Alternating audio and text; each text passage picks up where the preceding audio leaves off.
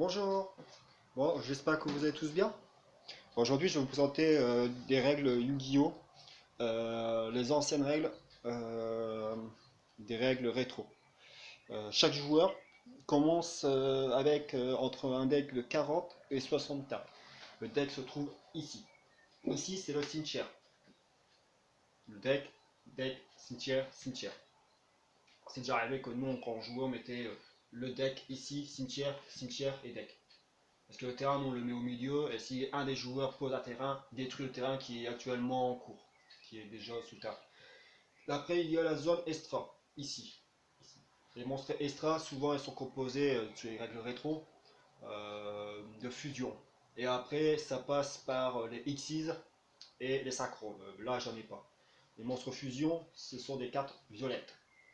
Les cartes monstres fusion fonctionnent avec une carte magique qui s'appelle la pollinisation. Une carte magique qui s'active ici. Mais il faut les deux noms des cartes indiquées sur la carte. Il faut les deux noms indiqués sur la carte. Par exemple, ici, il faut le lutin sauvage et le je sais pas quoi, c'est Serpentiari. Bon, c'est un nom bizarre. Bref. D'autres, c'est loup fleuri et plante épines et ténèbres, par exemple. Il faut les deux monstres. Alors, les deux monstres, souvent, ici, bah, comme j'ai pas les deux monstres, c'est la déesse troisième œil, qui peut être utilisée pour n'importe quelle autre carte pour la vocation fusion d'un monstre fusion. Par exemple, il faut pour elle un lutin sauvage et l'autre carte. Bah, moi, je mets ces deux-là. Et je peux fusionner pour invoquer elle. Alors, maintenant, je vais expliquer les zones. On va faire les pioches. On va piocher les monstres. Chacun pioche 5 cartes. Souvent, avant de piocher, on lance le dé, et puis après, celui qui a le plus gros chiffre décide qui commence. Et le premier, dans les anciennes règles, on pioche 6 cartes. Le premier joueur qui commence pioche 6 cartes. Voilà. Par exemple, j'ai pioché. Et là, je pioche ça. Bon, lui, ouais, bon. Toi, tu pioches que les cartes pièges. Alors, Kaiba. Là, j'utilise le deck rétro de Kaiba et le deck rétro de Yugi. Un contrat d'ennemi. Putain, il n'y a pas qu'il y aura un coup de magie. Eh, oh! Mais non, non, eh, oh, non, tu te la tronche là. Je t'ai bien mélangé en plus. Je le fais exprès, hein, c'est que la vidéo elle dure plus longtemps. Hein. Bref. Hop. C'est quoi ce bordel?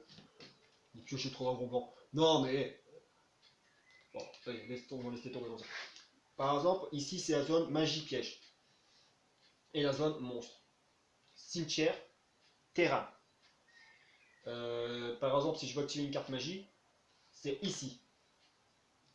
Et la carte magie là, elle permet d'invoquer SP un monstre normal de minimum 5. Et là, c'est un monstre niveau 7, je peux invoquer SP grâce à elle. Sinon, je serais été obligé d'avoir deux monstres sur le terrain. Sinon, j'aurais été obligé d'avoir deux monstres. Alors, premier tour, je pose. Lui, il en pose un. S'il attaque pas mon monstre, s'il en pose un, il pose un monstre. C'est pas qu'il y a pas de monstre. Ah, il pose un monstre. Et si le monstre n'a pas attaqué mon monstre ou il n'a pas été détruit, j'en pose un deuxième. Là, déjà, si je veux, je peux poser un deuxième monstre ou invoquer un monstre à 5 ou 6 étoiles en sacrifiant le monstre. Hop, je peux invoquer un monstre 5, 6 étoiles. Ou en poser un deuxième. Et si j'en pose un deuxième, j'entends le prochain tour. Lui, il en pose un, il en pose deux, ça va être deux monstres. Si moi, j'ai pas attaqué ces monstres, il peut faire des sacrifices et invoquer un dragon blanc, sacrifier deux monstres, invoquer elle. Ou si il veut, il peut attaquer le monstre, détruire les monstres, et je peux faire de sacrifice. Par contre, s'il n'a pas détruit les monstres, je peux faire ça, sacrifier mes deux monstres, pour invoquer un monstre à 7, 8 étoiles, comme le gaillard chevalier implacable, ou le magicien sombre. Il faut deux sacrifices. Entre un monstre à 7, 8 étoiles, deux sacrifices. Il faut deux monstres sur le terrain qui n'ont pas été détruits au combat durant deux tours, à peu près deux tours. Et vous pouvez les invoquer en sacrifiant. Par contre, pour un monstre entre 5 et 6 étoiles, il faut automatiquement un monstre sur le terrain qui n'a pas été détruit. Entre 5 et 6 étoiles, c'est un sacrifice. 7 et 8, c'est deux sacrifices. Ça veut dire que pour elle, pour elle, qu'elle a 6 étoiles, il faut que j'ai un monstre sur le terrain, par exemple, vous le mettez face verso, et qu'il n'est pas détruit. S'il n'est pas détruit, au prochain tour, vous pouvez le sacrifier et invoquer la magie des ténèbres. Voilà un sacrifice. Voilà, bah, je vous ai expliqué le plus gros. Je vais encore expliquer d'autres choses à la suite, comme les cartes pièges. Il y a différentes cartes pièges. Différentes cartes magie aussi, c'est pareil, ça faut que j'explique. Et les différents monstres extra deck. Je vais expliquer aussi à la suite. Et après, il y a deux sortes de monstres. C'est les monstres normales. Elles sont là pour attaquer et défendre. Ça joue que l'attaque et la défense. Et il y a les monstres à effet.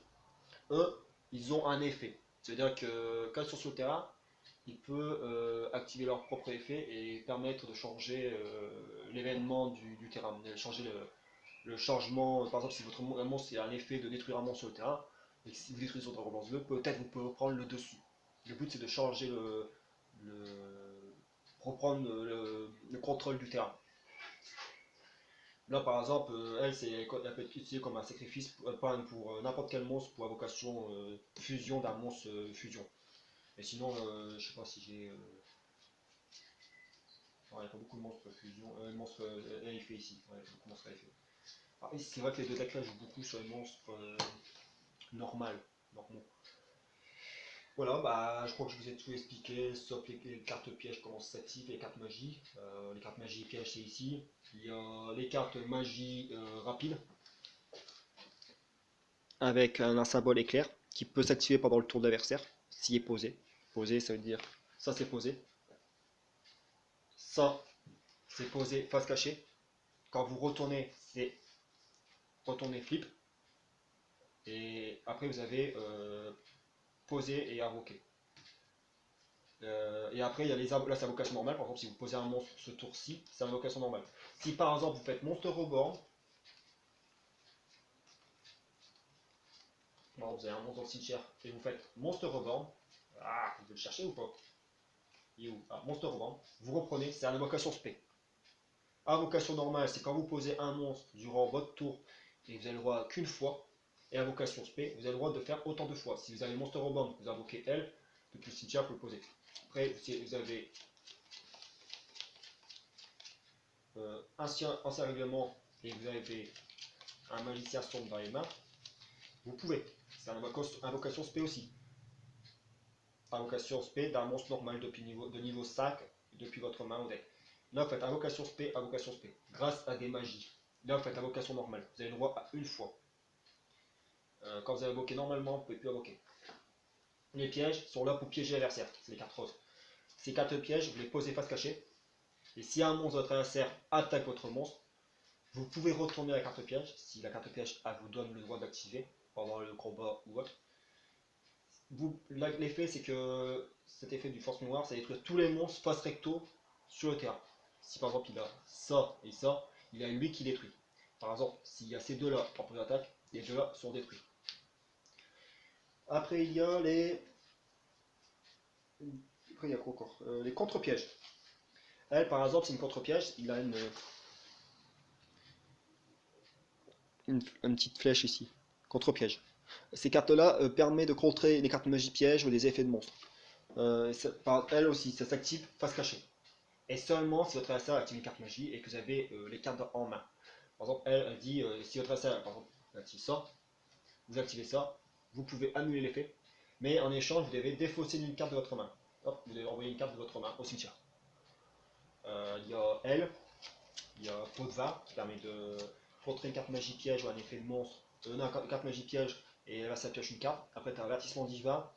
Après, il y a 7 outils de bandit, il y a jugement solennel. Ouais, il y a pas mal de cartes contre.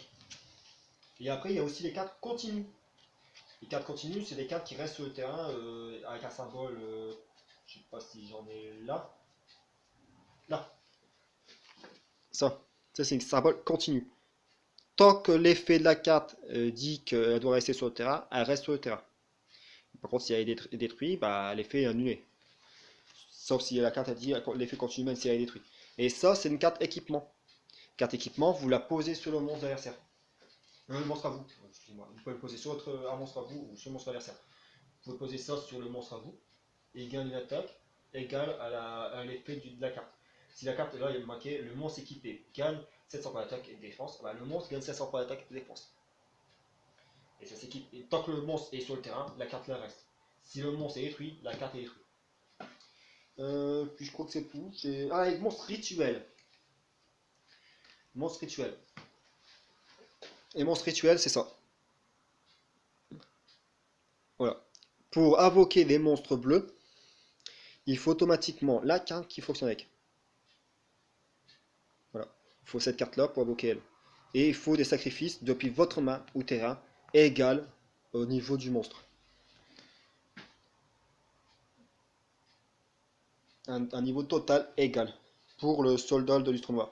Il faut automatiquement un monstre de niveau 8. Voilà.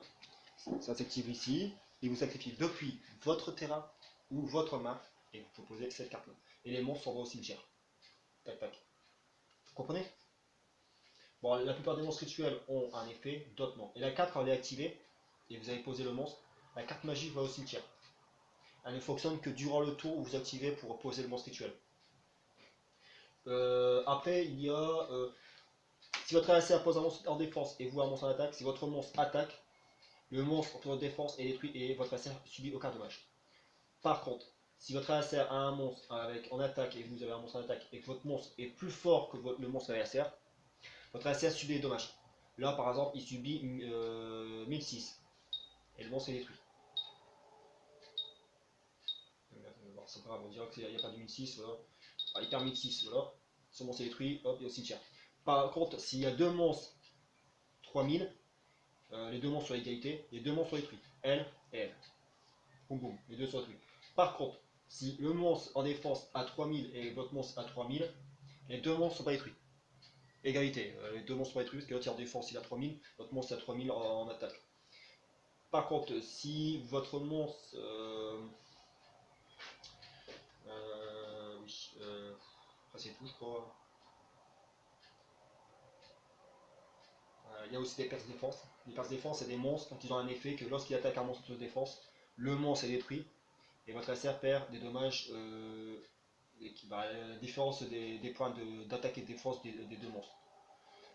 Et aussi, si le monstre a 3002 et que le vôtre il y a 3000, le monstre adversaire n'est pas détruit et vous perdez 200 et votre monstre n'est pas détruit non plus. Voilà, bah, je crois que j'ai tout expliqué, je pense. J'ai expliqué les différentes cartes magie piège, comment ça s'active. Si vous avez des questions, vous pouvez quand même les poser. Là, c'est les anciennes règles. Hein. Je vous explique les anciennes règles de Yu-Gi-Oh! Après, je vous expliquerai les règles de Speed Duel. Et à la suite, je vais vous expliquer les nouvelles règles, tous les nouveaux changements dans les nouvelles règles. Parce que les nouvelles règles, maintenant, on pioche plus 6 cartes, mais 5 cartes. Speed Duel, on commence avec 4 cartes derrière.